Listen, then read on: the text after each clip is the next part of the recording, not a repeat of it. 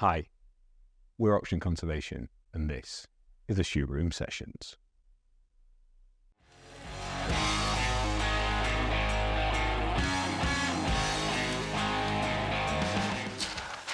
We should probably tell people who you are and what you do, shouldn't we? Fair enough.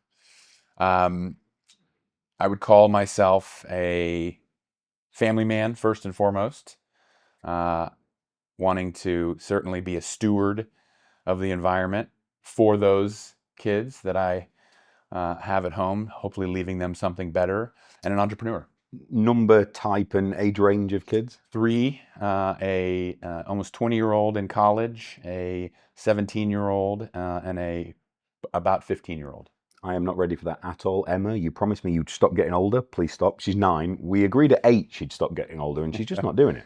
Yes, it's the pace of that is frightening. It goes very quickly. I think there's such a crossover between people doing interesting things in this space and people quite quickly talking about their children. I think it's that realization of going, certainly from me, from selfish and it being about me to, oh no, this is a bigger question now. Whether it's your own children or others, Yes.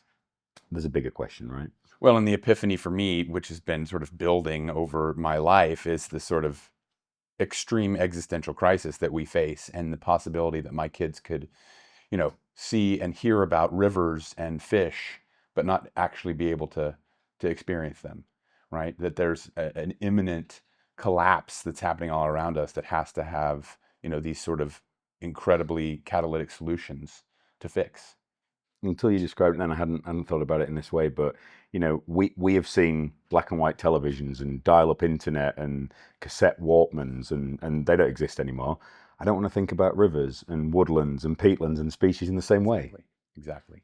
It's awful. Crop systems, right? All of these things that we take for granted that are so fragile and on the brink of extinction without some kind of massive change in the way we think about the natural world. You wear a lot of hats from a business perspective. Can you talk us through them? A couple different hats. Founded a climate and regenerative agriculture venture capital fund called Trailhead Capital. We invest in, again, catalytic novel solutions for what we're talking about: food system, climate. And in that process, I had sort of my second awakening and realized we needed to have a landscape scale sort of restoration, reintroduction, and conservation platform that could be institutionally invested in. And that's why I created what is our 20th portfolio company in the Trailhead portfolio called Pantheon Regeneration. It's a public benefit corp, and we're endeavoring to restore large native ecosystems, reintroduce endangered species, cull invasives, and then as we recorridor and rewild, permanently conserve them for perpetuity.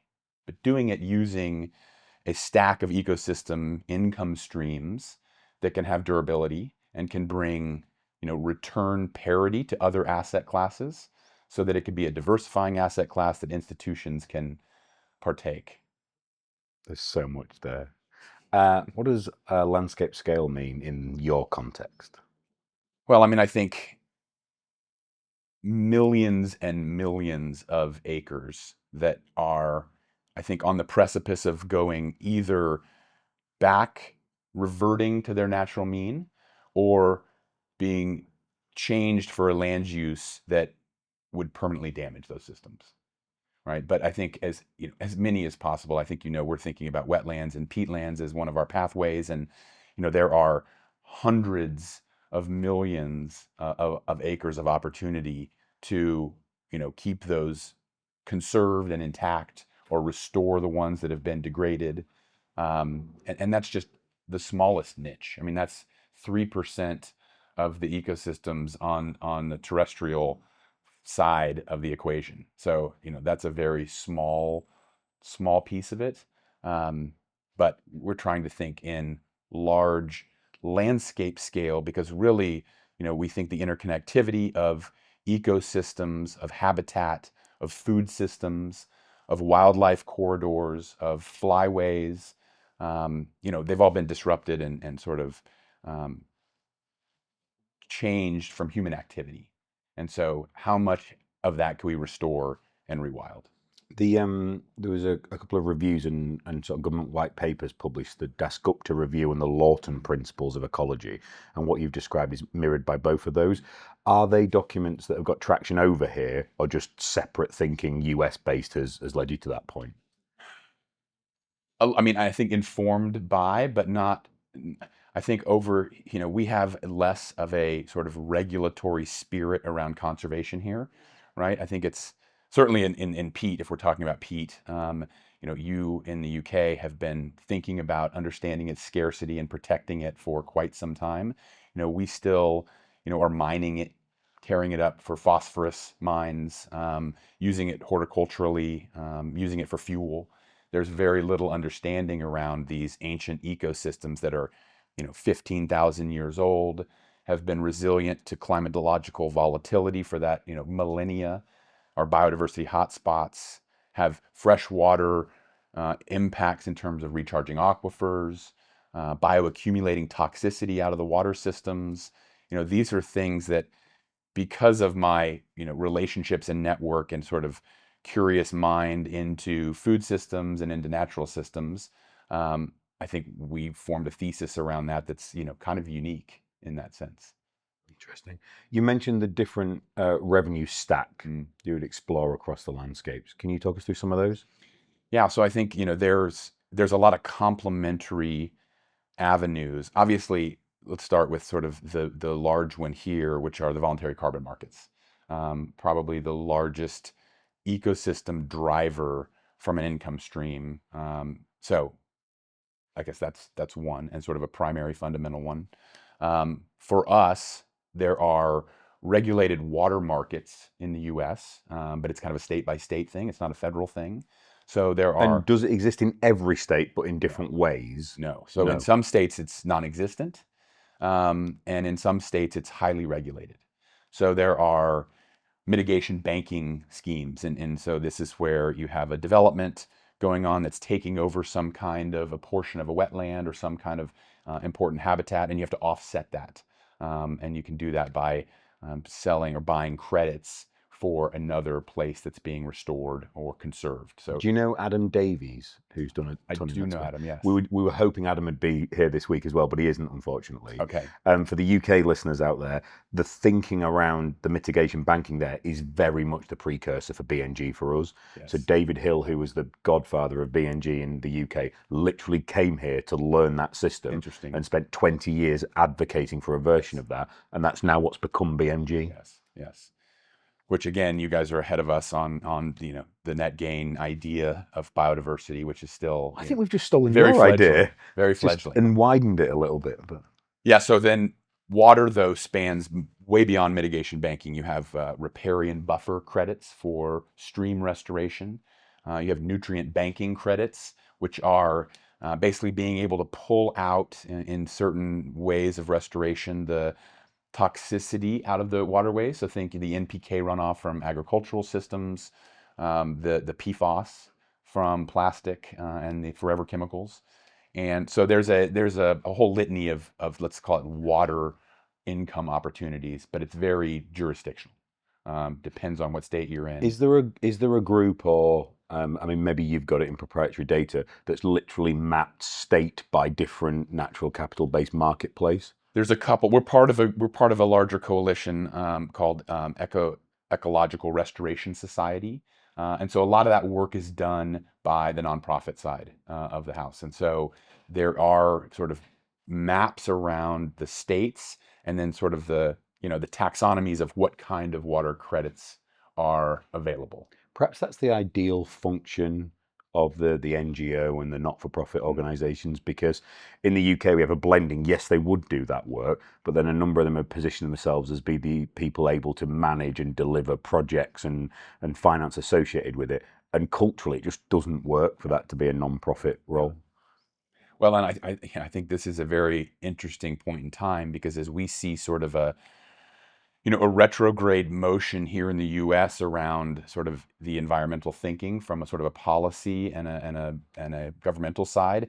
I really think private enterprise, based on the thesis that I outlined earlier, has to sort of move into that vacuum to take over. And so maybe historically, where I think you're right, the nonprofits would be a perfect vehicle for that. Again, moving to glacial for what I think the urgency is.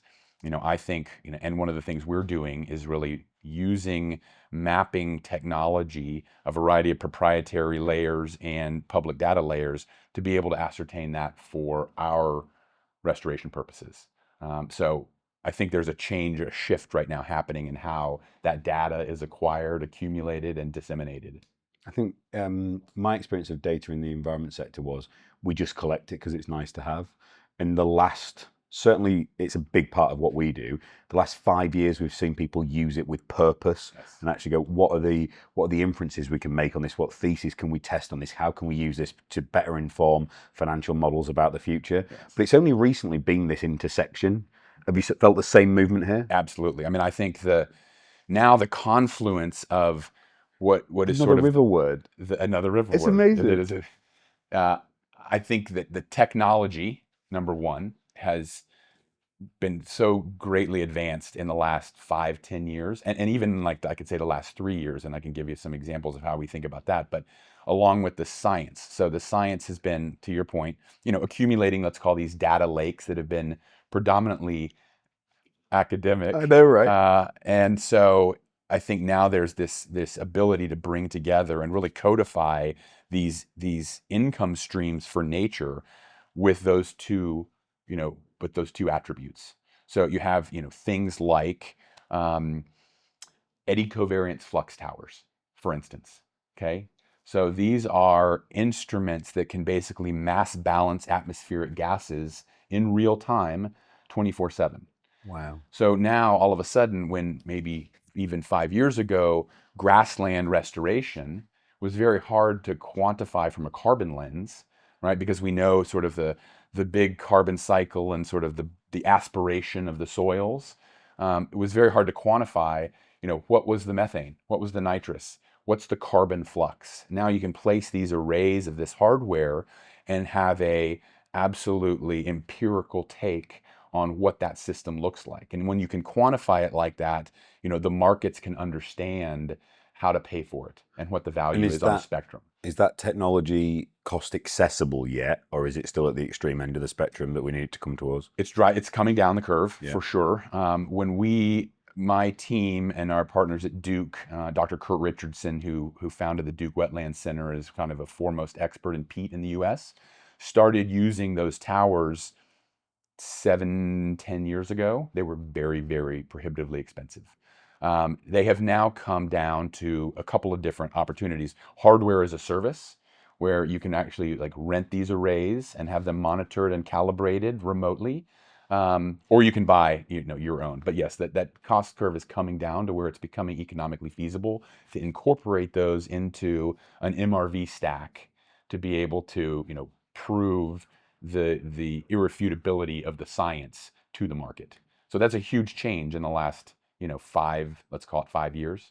I think it's important to say that my question on the cost of it wasn't a criticism of the technology. It's when in the cycle it is, because it happens with, again, going back to yesterday, Tony Blair spoke a lot about how everyone told him solar panels would be too expensive, and now it's the cheapest way of producing energy. And I think the key is to get the use cases and the density out there, because then people are testing it, they're using it, and that's what forces down the adoption and forces up the adoption and down the cost curve. Technology, a big feature of what you do. Where else is it playing into the portfolio? Yeah, and just to quantify that, I would say, those towers were hundreds of thousands of dollars 5 years ago, and now you can do hardware as a service for $20,000 a year a unit. So it really is. It is coming down to be, pretty accessible. You could barely put feet on the ground for 20 days for that. Exactly. And you can remotely monitor, obviously, and calibrate them remotely. And so there's that piece. Do you know if they're used in the UK yet? Because I haven't. They are used in the UK. Yes, and we work with a group called Quantera Systems, which is actually UK based. Okay. Which is an eddy covariance flux tower company that's been doing a lot of great work here in the US and grasslands and some other things. But that's just one piece of hardware. The litany of things that we can look at, which are, the water transducers that we use to monitor water levels, the gas chambers that can actually understand sort of the carbon footprint in a given area. These are all really inexpensive technologies now that, when sort of put in a tapestry, can really give you a picture of sort of the environmental, or sort of the atmospheric gas picture of any given space, which is part of what was, a shortcoming of the carbon markets 1.0, was just a lack of quantification and empirical data, right? So I think about the lidar that we can now use, all of the geospatial stuff that you can look at. I mean, those advancements have happened so rapidly over the last even 3 years, and so that's bringing down the cost for the developers to be able to bring these really important projects to market. And then I think about, we care deeply about the biodiversity piece, as you and I've talked about quite a bit. Unfortunately, we don't see line of sight to an ROI on that right now, but we're investing in it anyway. And so we're using, the technology, and on we own 15,000 acres that we're restoring right now. And, we're using eDNA for aquatic identification. We're using acoustical capture, right, for Who's birds the and bats. leaders on eDNA in the US? Who would Yeah, you so partner with on that? we actually use we have a partnership with Stratify X, Okay. is the company, and it's founded by a restoration ecologist who is just a polymath on so many levels, Steve Applebaum, who's a great friend and What a partner. name. And Love it.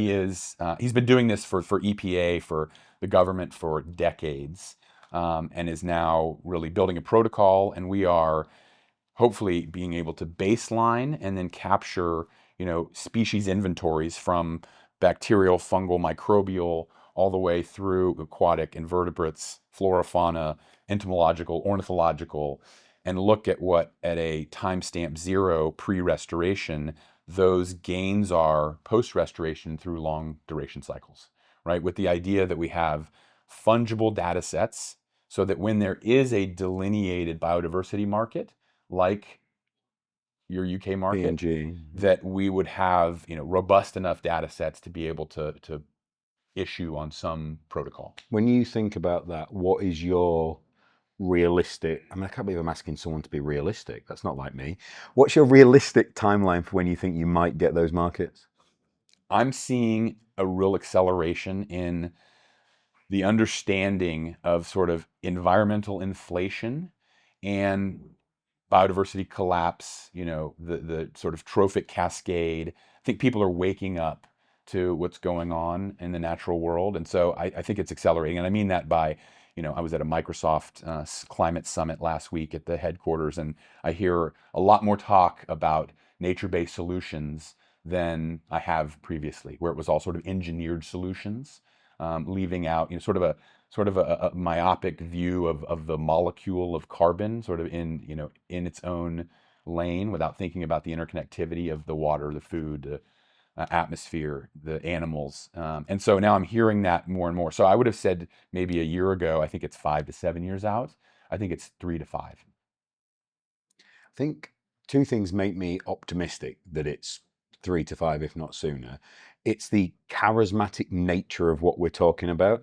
So yes, there are people out there that will get incredibly excited about mechanically stripping carbon from the atmosphere and the physics associated with that. Yeah. There's a few more that will get really excited about nature and wildlife and environment and engagement in it. And it's why ecotourism has a disproportionate impact on our business model. So it's right at the top of the pyramid in terms of revenues. Yes, it's profitable, but nothing in comparison to carbon and BNG units and the land itself. But in terms of interest and engagement, it outstrips everything, because everyone, oh, can I come and see? Can I stay there? Can I interact with the environment? Because it makes it real and brings it to life for people. And you add that to the speed of which we've got change with AI coming into virtually everything we do. I sat down with the incredible John Elkington, so the guy who invented the word sustainability, and the triple bottom line thinking. And I sort of said, oh, it'll take 10 years for so-and-so to change. And he went, Richard, that's incredibly lazy thinking. So this is a 75-year-old man telling me I'm not being optimistic or lazy enough or ambitious enough. And he's like, in the age of AI, what was 10 years is now 2 years. And I'm like, he's right. He's not wrong at all. I hope that half-life is true. I hope that he's correct. Is AI and machine learning type work impacting the portfolio at the moment for you? Yes. So, and again, really, I think just to step back one point, I think the problem and the reason that we're grappling with that time horizon for biodiversity in the US is it's a voluntary, it's going to have to be a voluntary biodiversity market. It's not going to be a compliance market here federally. Do you think we've got any shot of calling it a private market rather than a voluntary one? Yeah, I think for me, Because I those are, think that's so subtly different, yes, but significant. yes, Voluntary, well, you'd have to do it then. Private, you have to do it, but you can choose. yes. So I think we could avoid a marketing problem because I think VCM had an issue with that. I'll take that. I mean, for me, maybe a bit of semantics, because I think what you're finding is leaders in both understanding sustainability, but also really understanding in a new way the direct impacts on balance sheet and income statements, which is real.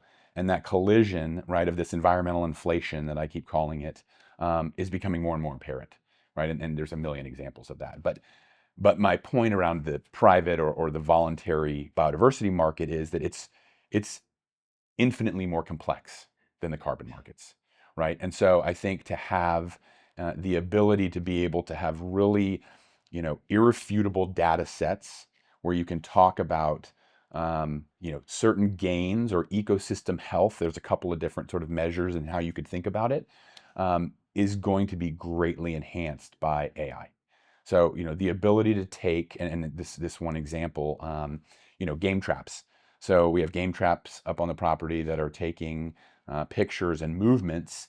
Now, there is AI where not only can we look and identify the species, but you can identify for a given species the gait, the way in which they move, and if there's a potential pathology or disease component to the way that that animal is moving. Wow. So that you can begin to predict and think about ecosystem health in a whole new way. So AI is, doing, not only is it taking these patterns and able to extrapolate out much faster than a human could, reviewing, right, this tape, looking at what populations are, looking at what the sort of the gender breakdown is, and then looking at the health of those populations in whole new ways. So that's an example of where AI is really going to accelerate, the usefulness of this information. So I thought about this one the other day, and in large Scottish estates, they're still sold with a component of the number of deer that are available for sporting reasons and the pairs of grouse that are available. Now, there's a really strong correlation between weather patterns throughout winter and the number of grouse, because if they don't have a cold enough winter, the ticks and the other insects that cause problems to the grouse aren't killed off, so you have increased numbers. So actually, we're getting pretty good at long-term weather patterns within a band. You could actually do a really nice job of predicting ahead the impact on underlying land value based on expected weather patterns on grouse populations. Meteorological layers, yes. Yes. Fascinating. And also in terms of the deer numbers, traditionally it was done by somebody in a helicopter going up once a year and going, Precisely. there's at best, otherwise it was a gamekeeper going, well, I think there's this many. So we now use pairs of infrared drones that take multispectral analysis. So they take a photograph, an infrared image, and one other one, which the experts know about and I've forgotten. But we end up in a situation where the previous survey would have said, oh, there's 100 deer there. We go there and it's 600. Yes.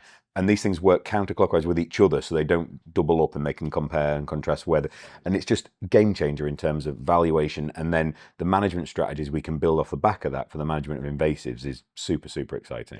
Yes. And the same in the sort of the ornithological space. I mean, now that you have these acoustical capture devices that we have on the property, right, that can pick up. We use them for bats as well. Bats also, exactly. Yeah. And they, they're in conjunction with some technology that's out of Cornell University and the ornithological labs there, now you can identify the species and within, a very accurate range of understanding what the species are. So we have, hundreds of different species of birds that have been identified on our property. When you come in and see us, there's one site in Devon called the Leon Estate, which is 130 acres of Atlantic rainforest. It is ludicrous. It's like Narnia. It's like unbelievable, Middle Earth.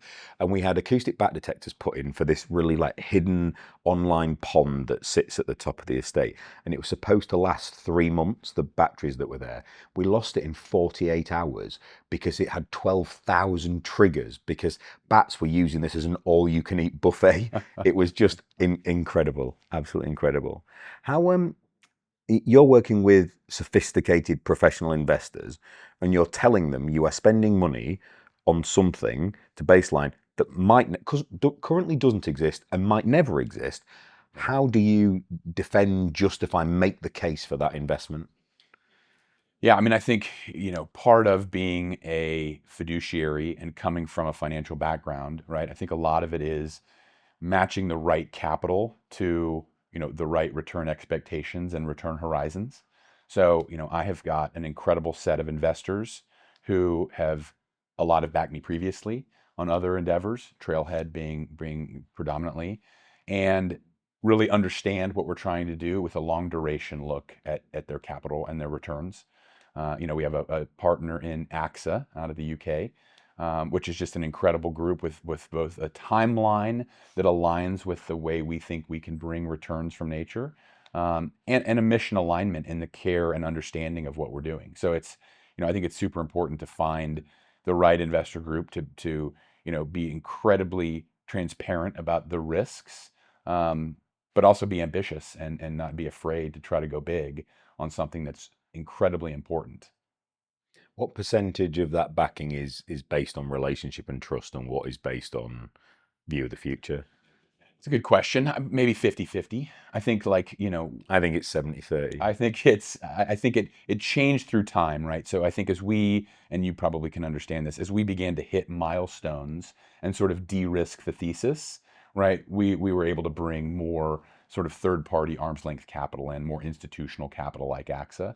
But early on, when this was just sort of a vision in my head, yeah, it was personal friends, people who had backed me previously, who understood what we were doing at Trailhead and understood what the market opportunity was here.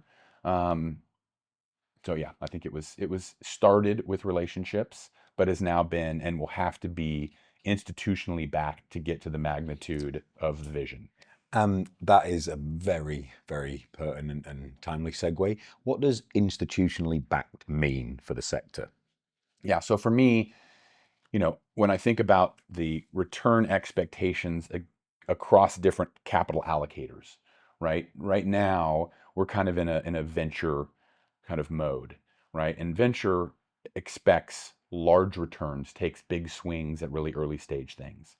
But we've got to have a maturation in this Traditionally, market. people would think about the Facebooks and the Googles, and these Yes, companies come in, they bet on 100 companies, they lose on 99 of them, but one of them is ridiculous. Unicorn, exactly. fly. Exactly. So, power law, as they call it sometimes. I Yes. mean, we have 30 companies in the first fund, and have done really well. It's had really good success with some exits and things. But that's the idea: is that you take a broad swath of bets, and you have a small amount that really return the fund, and get you those kind of I love outsized the returns. 0 to 1 book by Peter Thiel. I Yes. think it's awesome. So then as you move up the spectrum to private equity, to real asset investors, then to maybe public markets, right? The return expectations change and the risk tolerance also decreases. So for me, it's sort of moving across that fissure from sort of the early risk capital to institutional capital, meaning looking for less meteoric returns, but also willing to take less risk. So as you're able to just, I think demonstrate and articulate why this is institutionally investable and prove that template out, you then have the likes of these large infrastructure, real asset investors moving into the space. Eventually, and we're starting to see it too, even public actors who can understand what the thesis is and have a tolerance for the time horizon of those returns. So it's bringing in again. We need hundreds of billions, maybe $1 trillion to be able to have inflows into the space. I think to meet sort of the climatological, nature-based goals that would keep us, from a total sort of trophic biodiversity collapse. It's, the scale of those differences is ginormous, right? So your venture capital investor will want 200-300 times their investment back, all the way down to an insurer, a massive global insurer might want 4% a year return on that. Night and day profiles, and it makes that cost of capital so much different. Exactly. As well. In terms of how far are we away from in the US, so let's keep it in your world, of the projects having the scale, the professionalism, the sophistication required to move into that institutional state? Yeah, it's funny because we talk to a lot of banks, and so again, that's part of that institutional set that need to be able to lend into the nature space with the ability of thinking, about debt service on those loan portfolios. Yeah. Right now, private credit is certainly involved, but again, that's at a higher cost, right? So to be able to get this done at scale, to where you can garner those returns for the institutions, you also have to have project financing and debt, that is market rate, that other businesses can attack. And so, I think that there's a sort of at least in the carbon space, and again, I think that there's a three-dimensionality that's happening with a flight to quality in the carbon space, and certainly in the nature-based space that's looking at, right, you hear these sort of charismatic projects or these projects with multiple co-benefits. So it's no longer, I think good enough, and Chestnut is a perfect example of this, to do a, monocrop ARR program, right? You're not going to achieve a high premium on those prices. The yields are fairly low, and I think it's not the kind of quality that people are looking for. We get asked, wouldn't a forestry element add to what you're doing? My argument is no. I think it would detract from the clarity of the premium product. It's not to say we're against forestry. Certainly in the UK, we need more native UK grown timber for building materials and everything. Yes. It's just not what we do. Right. Others are better placed to win in that market. Yes. Foresight are great. Gresham are great. They're doing brilliant things. We'll stick to our triangle of trying to make the absolute premium natural capital product and let them produce the timber. Yeah, because I mean, again, and I to your point, I think what we think about is sort of the quartet of things that matter to us in a restoration project, right? So it's the atmospherics, obviously. So it's thinking about, that mass balancing of all those atmospheric gases. It's the water aspect. It's the biodiversity aspect. And then it's the nutrient density or food intersection, right? That are all interconnected in a way that are super important. And I think in traditional, conventional, petrochemical monocropping, whether it's in the food system, it's in the timber arena, you're not benefiting the water cycle, right? There's a negative impact there, obviously. The biodiversity is not being addressed in that way. And certainly, the nutrient density in the food system is not. And so we endeavor to do and bring these incredibly high quality projects, which, to your question, I think there's a set of developers that are sort of ex ante or on the precipice of bringing these projects to market, that have really learned from the shortcomings or sort of the blights of the earlier projects, and are bringing a more sort of fiduciary mind, sophisticated capital stack of financing these projects together. You guys are a perfect example of that, Rich. And that, I think, is what's going to crack open, right, this market and bring in these inflows that we need for larger landscape scale change. I just think, so we were talking to Shannon at Chestnut on earlier this week about that. And I just can't imagine getting out of bed in the morning to produce a natural capital product that was the cheapest available you could do, because it would be the most short-term thinking to a long-term problem, because someone can always come and do it cheaper and worse. And we don't have enough space globally to waste. Whereas it used to be about the opportunity cost of time and capital, we've got an opportunity cost of space. Now, you've got a lot more than we have in the UK, but we can't waste that land or opportunity. Otherwise, it's not doing the right thing for the planet, wildlife, or investors. No, when I think about there's a lot of short-term thinking in that regard, and I think it's, our food system has certainly suffered from that, right? I think there's always this nomenclature around need more calories for the growing population, right? And this sort of short-term idea around speed to market, where, really when you think about the health of the population, the ability to bring the caloric needs to the population, we already have, enough calories for, 8 billion people. Now, we waste half of that, unfortunately, in the food system. Are you talking about in the US alone? No, globally? On the face of the planet. Yeah. But we waste half of that, so it never gets to market. And then we, create these vacuous products that have very little phytonutrient, mineral, right, nutrition value, have all sorts of heavy metal toxicity, and have, plastic particulate matter and PFAS in them, where now you have to have, 3 or 4 of those tomatoes to be satiated, whereas if you had one regeneratively grown tomato, it would satisfy you for the same amount. And we could grow less of them, right, in a more regenerative polyculture that impacted water, soil health, right, the biodiversity again. So I mean, again, I think there's tons of short-term thinking in the nature space in that regards, and so we're trying to bring, an articulation about how it's all interconnected, and there's better ways to do things. Have you thought about the role of pollination in the food system? Absolutely. I just, it seems beyond doubt to me that we're going to end up with paid pollination as a nature-based service. And I spoke to someone about this, and they said there's elements of it for almond farming in the US at the moment. Absolutely. But it doesn't exist in the UK at the moment. But I can totally see a situation where, because it's the labour workforce for the farmer, for the producer. Yeah. So you bring in paid pollination. It just feels like such a natural evolution of natural capital products. It's interesting. So I have an apiary at my house, and we keep bees, and so of course you do have a big love for the pollinators, and understand. And I think it's one of the things we don't understand actually is the collapse of the pollinators. We're starting to get an idea, and certainly in the I think it's Singapore. Can you maybe check this? I think it's Singapore. They've started to use robotic pollination because I've seen it. Yes, we've looked at some of this. We get a lot of this early stage deal flow, you can imagine, of these radical ideas, and robotics on the farm gate all the way through the stack are certainly coming, and maybe there's a place for them. I'm not sure. But part of the problem with the pollination side in the U.S. and I think globally, but more in the U.S. because of our use of agricultural chemicals, is colony collapse disorder. So we're losing massive amounts of bees. Are you allowed to use neonicotinoids in the US? Yes. Okay. Right. So strictly speaking, you're not in the UK. Exactly. But for the last few years, they've allowed a derivation of that rule. So effectively you are, but it always gets a huge amount of pushback and campaigning by the Wildlife Trust, which are awesome for doing that. Thank you.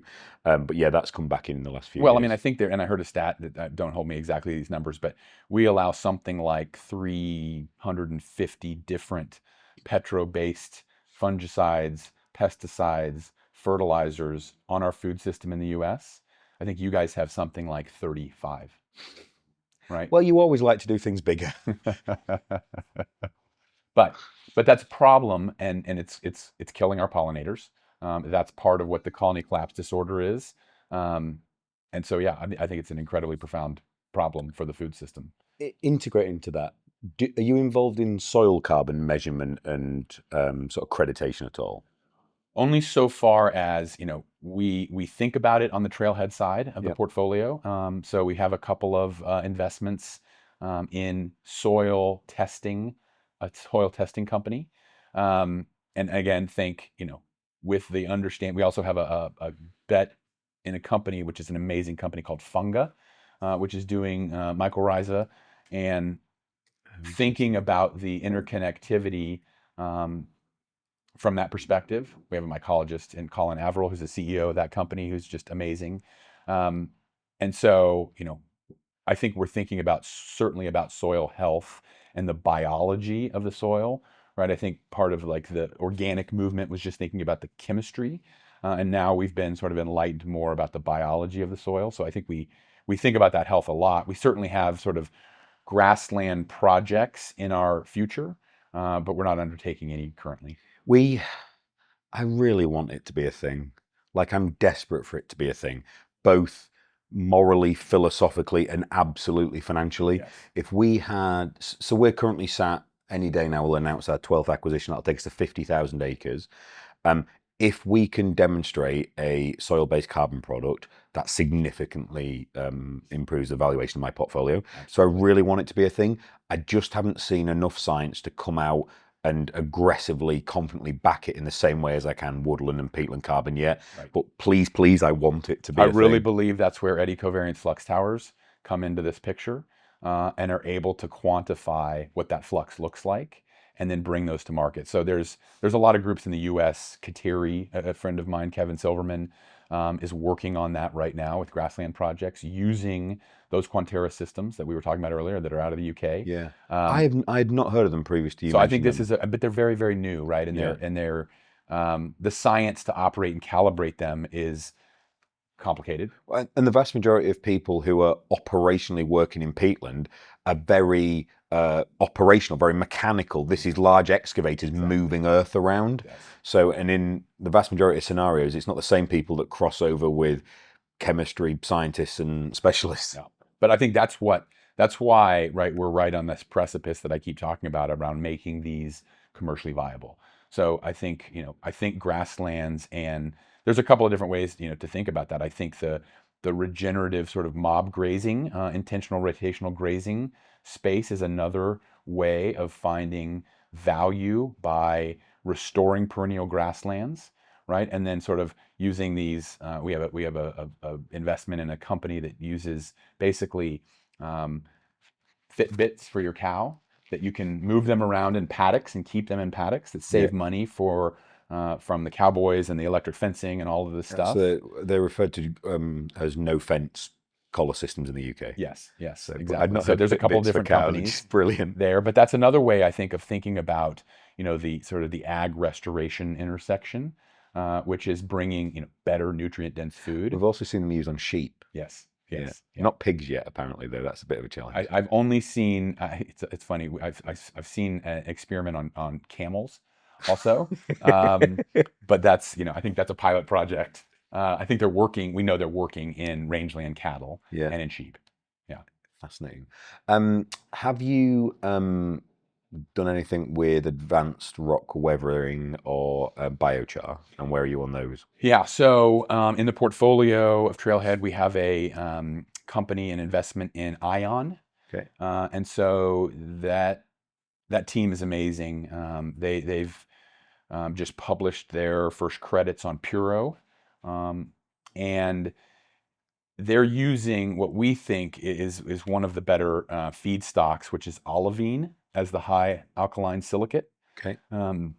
Naturally occurring, obviously, but you just basically process it to a smaller size, and then you basically can use existing equipment that's spreading lime, for instance, for pH balancing on farmland, which has a negative carbon footprint. You can replace it with olivine. There's other wallenite. There's obviously a basalt. People are using a variety of these feedstocks, but we liked the science around the olivine.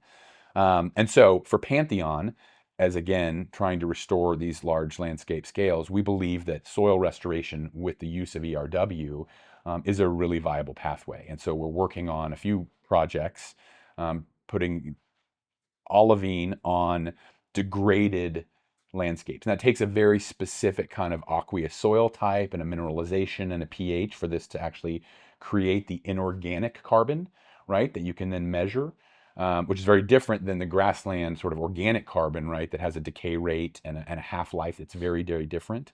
So this creates an inorganic carbon that is basically sequestered for hundreds, if not thousands of years, and has a lot of other benefits, agronomic benefits in terms of yield if you're using them in crop systems, but also the microbiology that they can help produce in degraded soils just helps back with that sort of restoration we're talking about on those lands.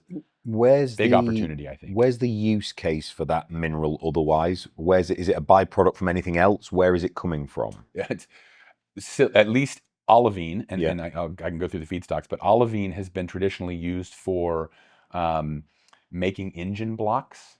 Really? Yes, and so it's been an industrial input basically in a bunch of metallurgical processes. So interesting. And so it hasn't been.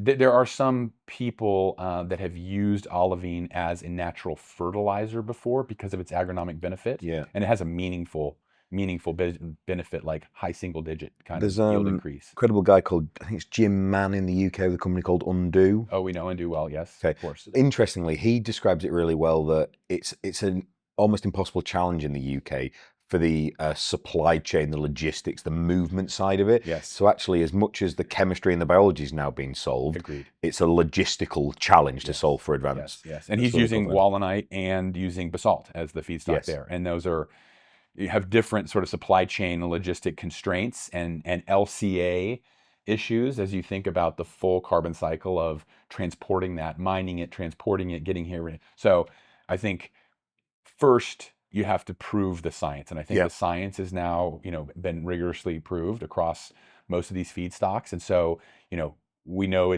that's doable. Now solving for the supply chain thing is the next challenge. There will be, I think there'll be individual specific examples in the UK where an opportunistic land remediation project or a big infrastructure project produces an excess of a material that just happens to work really well in proximity. Yes. But I don't think it'll be a solution at scale as it would in other Yes, places. and most of the basalts, from mining tailings. So you do have this sort of recycling, upcycling element there. Yeah. But some of the other feedstocks have to be actually, And what about biochar? extracted. Have you much experience with that? Well, we haven't made a biochar investment yet. At Trailhead, we do sort of a prepared mind project where we try to sort of survey the landscape and understand all the players and where they It's are. a beautiful phrase. There's a lot of biochar companies that are going on right now, and there's a lot of different sort of optionality for biochar. I think we'll probably leg in at some point. If you had to do a keynote speech now on biochar being the solution or biochar not being the solution, which position would you rather take? Oh, I think there's a place for it in the solution stack. Absolutely.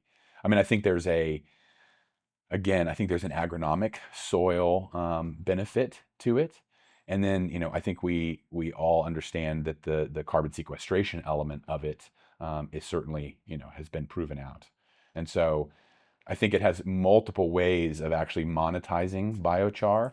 Again, you get back into, right, when you think about the sort of the pyrolysis side of the biochar, the feedstock and the supply chain piece of it, that has to be, I think, solved better, and we haven't been convinced of that solution yet. My questions are, again, wanting to put the highest integrity, high quality product in the marketplace. And I think anything I do that detracts from that. Now I've said auction conservation is about this. Anything I do that isn't there will detract from the underlying portfolio. Yes. So I worry about the energy required to produce the biochar.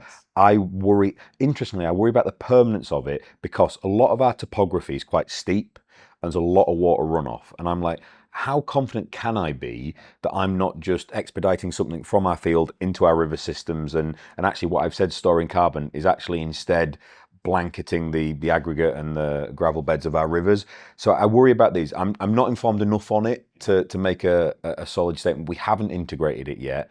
I think we do need to get a guest on who's a real expert on it and let them upskill me a little bit. Well, and I think you'll find both in enhanced rock weathering and in biochar, those inorganic carbon that's produced from the process does wash into the waterways. So I think, the one potential unintended consequence is understanding that where that ends up. I do think the permanence is there. How does that affect those downstream ecosystems, marine ecosystems, freshwater ecosystems? Yeah. Again, The permanency isn't it really interesting thing. So when we spoke to Shannon, she said that's the challenge they get the most from people to talk about permanency. Yes.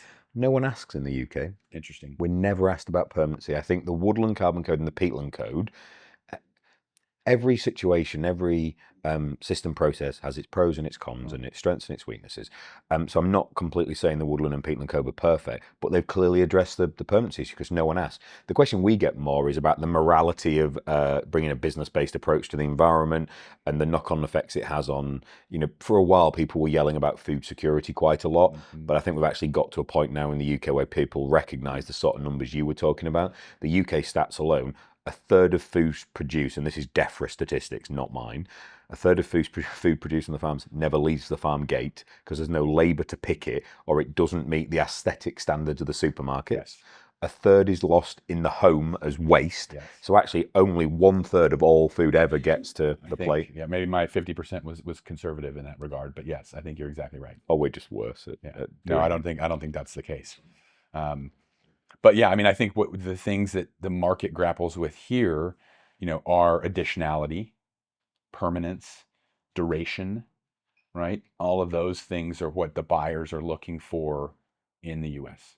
The big corporates that I see for the most part are really concerned about permanence. And part of that comes from I think the dominance of tech companies that Mm. are buying this and trying to think about and have come from engineered solutions. There's an irony about tech companies asking for permanence, isn't There there? is. iPhone 17, like, and like every social media post that gets changed by the second. But I also have a deep Fascinating. reverence for their, championing of the space and being the leaders in the space. And I think they are beginning to understand, and we've had these conversations real recently, about a tapestry of those things, right? Of permanence and where there's a place for a lot of these to work together. Microsoft have done that so So wonderfully. wonderfully. Every type of approach, and they've backed enhanced rock weathering and biochar and Yes. mechanical extraction Yes. and woodland. And I Yes. don't know if they've done any peatland yet.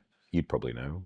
Nothing. There's not been a peat project in the U.S. yet. If only someone would do one. So if only somebody would bring that to market. That'd be Obviously, exciting. we are excited to be the first peat project in the U.S. and to hopefully articulate why these systems are so critical and important. But yeah, Microsoft is awesome leadership in the space, and I think the one through line is the biomass burial is really what we're doing. If you think about it in the peat from a ecological perspective, we're just using the entombment of water, so hydrologically burying right this decaying biomass um, with a permanence which we believe is thousands of years.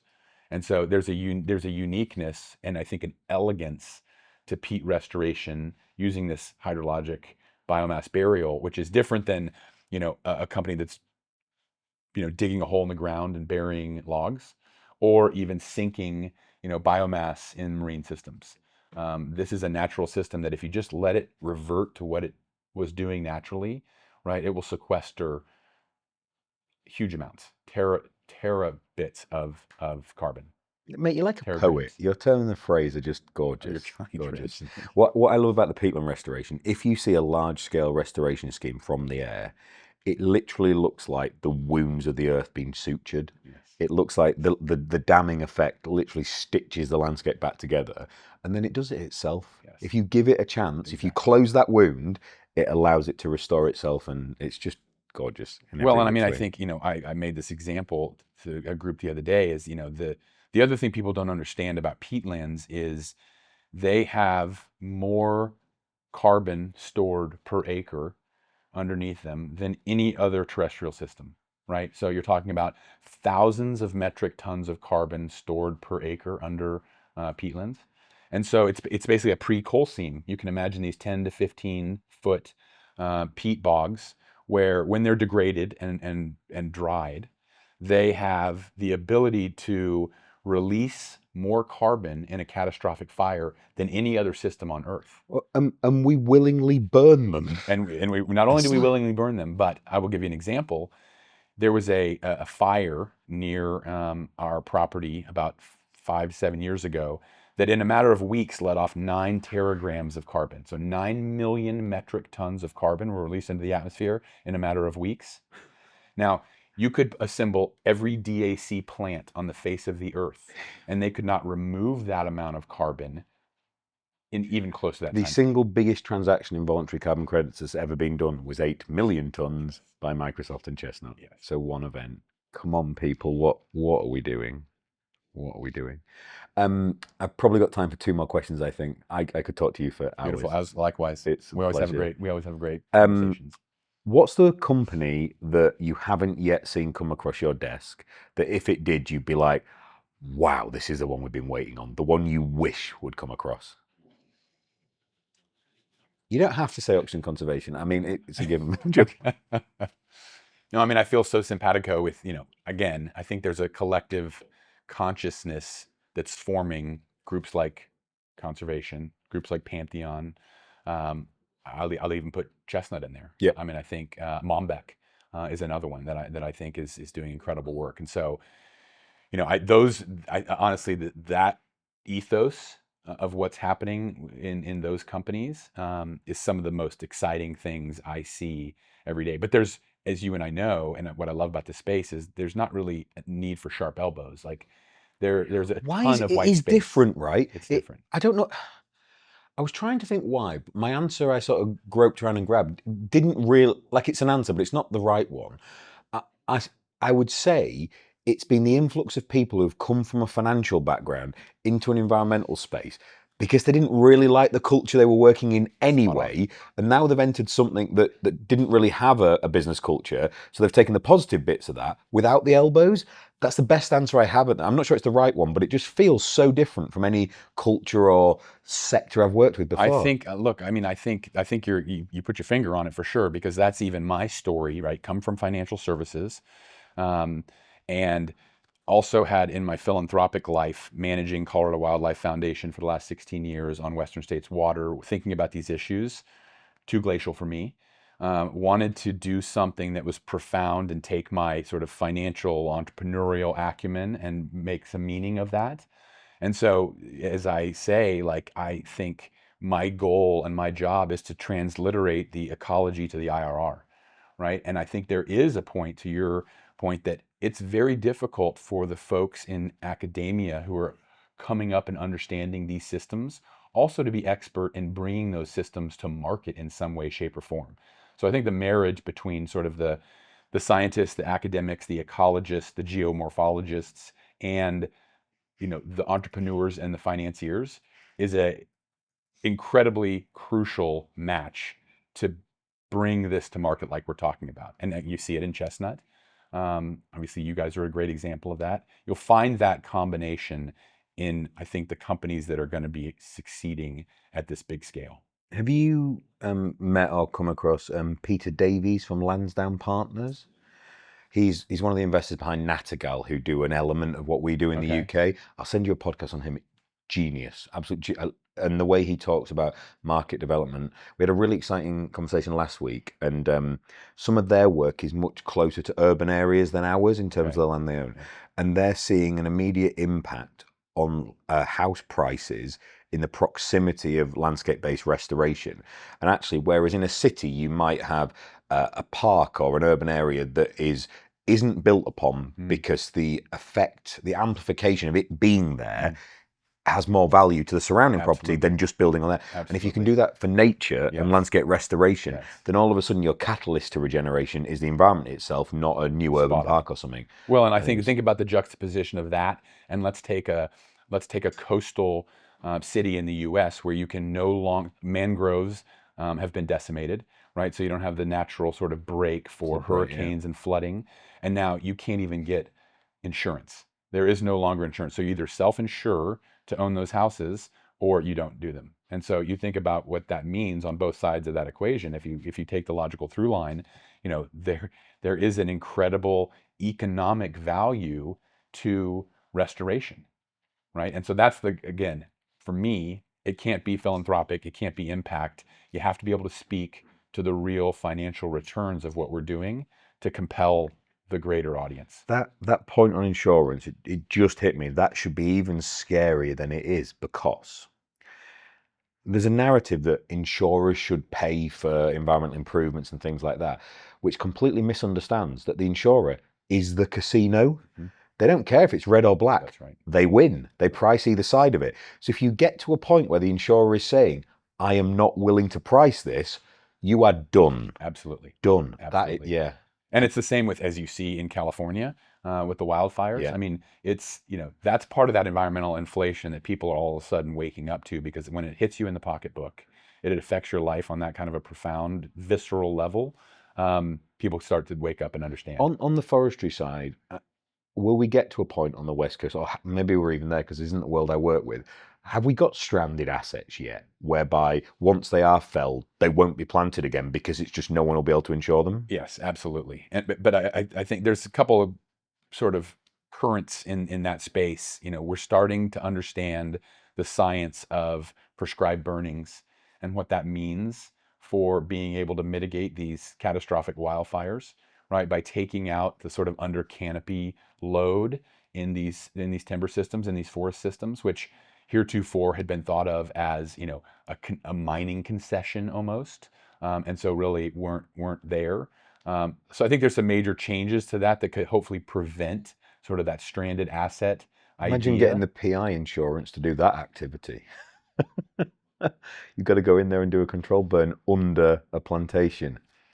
Okay. But a lot of these are fire adapted systems Yeah. naturally, right? And so part of what Mother Nature's way of preventing those catastrophes was allowing small, right, prescribed burns. Even indigenous communities here for millennia have known and have kept their It's soil. so different, isn't it? So when people hear this, I'll be getting attacked because I am so dead against the idea of burning moorland that has peat underneath it. But we're talking about a different thing here. Yes. So it's fascinating. I hadn't thought of that. And those prescribed burns basically think biochar, right? Natural. I mean, what's been historically a different way of thinking about biochar really build that soil microbiology and that soil fertility. And so the people, the indigenous stewards of the United States have known this, for millennia, and that wisdom and those learnings are just kind of coming back into favor because of what we see. There's got to be a way of mitigating these huge catastrophic issues that we're having environmentally. When we do our next part of this, we can have a whole thing on risk because I think we have some fascinating chats on that. I wish this wasn't the case, but we've come to the end of our time. Excellent. Pretty much. Yes, thank you, Rich. I have one more question I always like to end on. What's the one question I haven't asked you wish I had? I think for me, I like, again, just to kind of pull on this thread of what is environmental inflation as I see it, right? Because I think we just started touching on that, right, from the insurance perspective, but there's such a litany of other examples that are affecting balance sheets and income statements that really bring this to the forefront of understanding from the corporate world, which again, I think we need that subscription and buy-in from for the natural world. And that's one for next time. Tripp, thank you so much. It's been an absolute Rich, pleasure, my thank you. friend. Yeah, always a pleasure. Thank you. Bye, guys.